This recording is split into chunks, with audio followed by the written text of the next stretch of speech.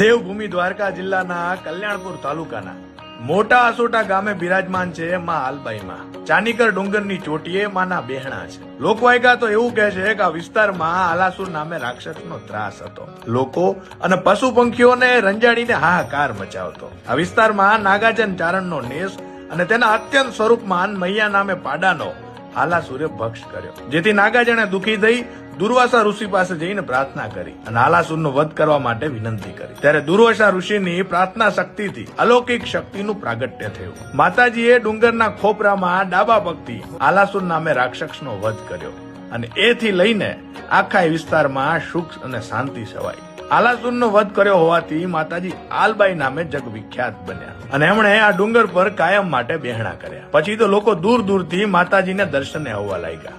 માતાજી એના તમામ ભક્તોની મનોકામનાઓ પૂરી કરવા લાગ્યા. સંતો મહંતો પણ એમની સેવા અર્થે આ ડુંગર પર આવતા થયા. ગોવર્ધનદાસ બાપુએ પોતાના અંતિમ શ્વાસ સુધી માતાજીની સેવા કરી અને અહીંયા જ એમની સમાધિ પણ આવેલ છે. હાલમાં મહંતશ્રી પવનગીરી બાપુ માતાજીની સેવા આરતી કરે છે. તો આપ પણ ક્યારેક આવજો માં હાલબાઈના દર્શને. જય હાલબાઈમાં. અને આવા જ અવનવા વિડીયો જોવા માટે ફોલો કરો NTV ગુજરાત ન્યૂઝને.